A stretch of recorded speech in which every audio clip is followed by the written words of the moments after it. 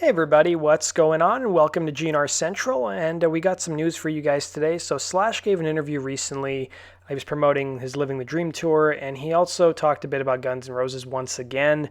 Now, for some reason, I hate these kinds of interviews. They dub over what he's saying, so I've put little subtitles down, but you guys should still be able to make out what Slash is saying over the actual dubbing. So here's what he had to say when he was asked about his future plans for 2019, and of course the topic of Guns N' Roses came up.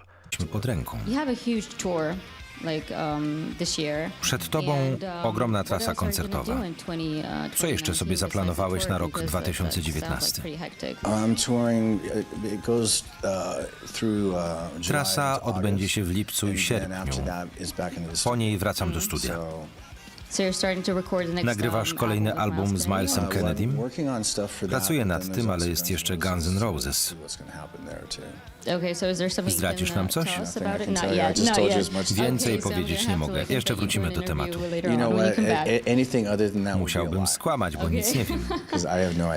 Turning now to some Alan Niven news. And I gotta say, it seems like Alan Niven is giving interviews almost every week because his interviews always make the headlines.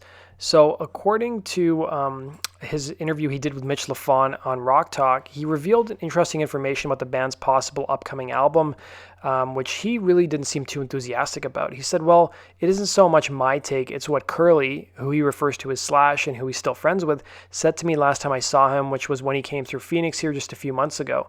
He told me that basically Axl was in isolation, going through stuff that was recorded, but not used on Chinese Democracy. You know, if I'd been making the comment, the next record might as well be called Chinese Leftovers. So back in 2018, in December of last year, Alan Niven talked in another interview with Rock Talk with Mitch Lafon and explained his thoughts about Axl's performance with AC/DC, criticizing him by saying, I'm uncomfortable with Axl performing on stage that has a giant pair of devil horns on it, that he sings Highway to Hell, which I'm not sure has the humor in it it ought to have.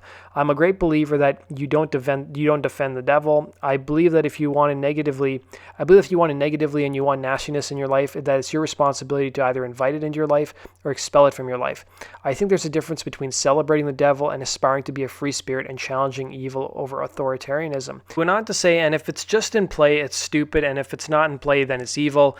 Life is binary. Either you're of the light or of the dark. In the light, you can see what and who is beautiful, and in the dark, you're blind and you're lost. My personal take is he should really get the stick out of his ass and realize that Axl did a great job with AC/DC. Turning now to some Axl news. So there was an interview that Tracy Guns, Axl's former bandmate and the original guitarist for Guns N' Roses, gave where he discussing Axl Rose getting fired at one point from LA Guns. And this interview was done through Ultimate Guitars. So he talked about a lot of different stuff. He talked about how our manager had fired Axl at one of our shows, and the same night after he was fired, we all lived together and we decided we were just going to carry on, and we changed the name of the band, and we changed our name to Guns N' Roses. And we added Izzy Stradlin. That was the only real difference in the beginning. So it was Rob Gardner, Ole Bike, me, Izzy, and Axl. I think Ole was the first to go. He really wanted to play metal, and we turned into more of a blues-influenced heavy rock band with a little bit of tinge of glam rock in there.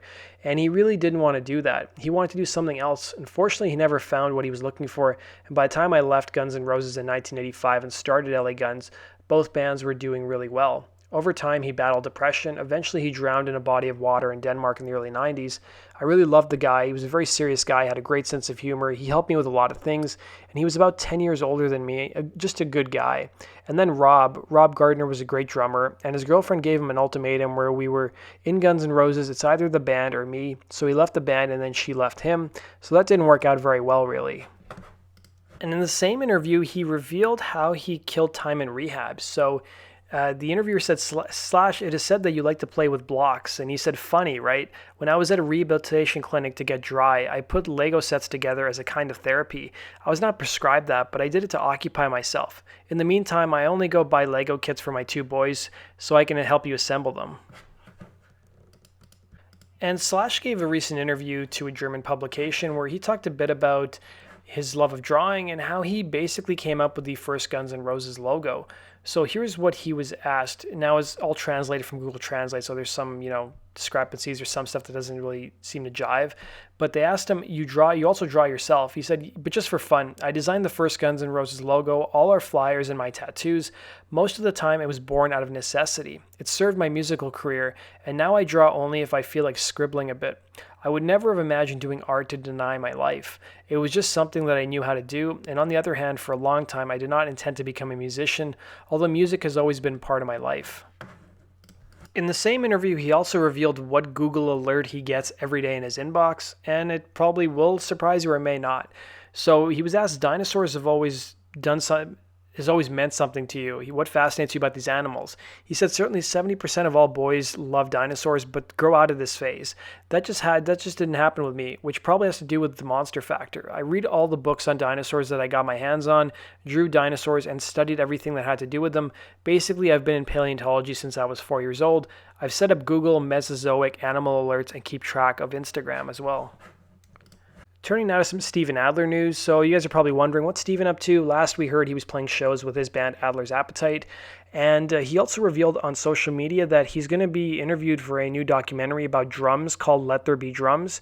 It's going to also include Stephen Perkins of Jane's Addiction. He posted a little clip of him and Stephen, goofing around on the drums. There's no word yet on the release date or what channel or whether it's going to be a theatrical release. But as we get more info, guys, I'll keep you guys in the loop.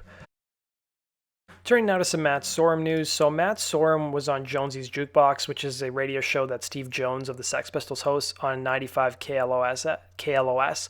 And he's a pretty frequent guest, and he's good friends with Steve Jones. They played together in The Neurotic Outsiders. And also on the show was Moby, who, if you guys remember, he was at one point supposed to be the producer for Chinese Democracy back in 1997.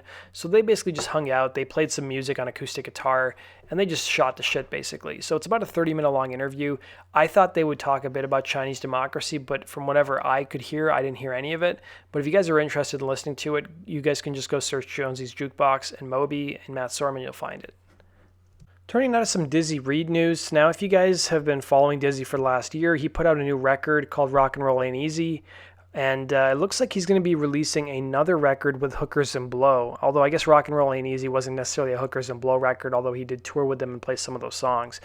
Now, on episode 104 of Appetite for Distortion, the podcast with Brando, our very own Jeff was on the podcast. And I encourage you guys to go listen to it. And they talked a bit about how Jeff was speaking with a guy who plays in Hookers and Blow with Dizzy, and Dizzy's planning on releasing a covers album. Now, there's no word yet on when that's going to be released. One could maybe assume it'll be released later this year, but I want to let you guys know, if you guys are watching this, that we're going to probably have Dizzy Reed on once again on our podcast, and hopefully this time Jeff won't delete the interview.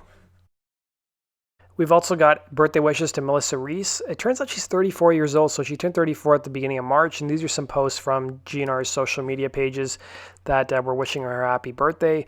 I always thought she was like 23 or 24 because she looks so young, but if you guys follow her on Instagram, it seems like she's got an Instagram page of a 13-year-old, and that's what a lot of GNR fans in the My GNR forums feel like too. Now, we got some news concerning former Guns N' Roses guitarist Bumblefoot. So Bumblefoot teamed up with David Ellefson, the bassist for Megadeth, for a charity show. So Bumblefoot spent a full evening basically talking with kids about their lives in the music business and sharing their hard-earned wisdom. A few lucky young people beamed as they strutted around with Bumblefoot's double-neck guitar around their necks, but the hands-down thrill of the evening was all in the room was a rocking jam session. So West End House is the largest youth development agency in Alliston-Brighton community, providing high-impact programs that ensure that young people are succeeding academically, exploring and mastering the arts, as well as developing career readiness skills and adopting healthy lifestyles. So West End's House innovative and responsive program annually serves about 1,700 youth between the ages of 7 and 24, with more than half of the membership comprised of youths ages 13 and older. Now, youth come from nearly every Boston neighborhood. Approximately 60% of the youth reside in Alliston-Brighton, and 40% live in other Boston neighborhoods, including Dorchester, Roxbury, and Mattapan. Now, West End, their mission is to inspire and enable youth from all backgrounds, especially those who need us the most, to realize their full potential as productive, responsible, and caring citizens. So there's a clip on YouTube you guys can go check out. It's called David Ellefson and Ron Tall Jam with Boston Students. It's pretty cool, and it's great to see Bumblefoot giving back to the community. So that does it for today's news, guys. Thanks for watching. Be sure to hit the like button, and be sure to subscribe if you love GNR as much as I do. Also, go check us out at gnrcentral.com for the latest Guns N' Roses news. And we got a ton of great stuff coming this week, guys. And go check out my second YouTube channel, Rock and Roll's True Stories. The link is down below. Take care. Dizzy Reed from Guns N' Roses, and you're watching GNR Central. Yeah!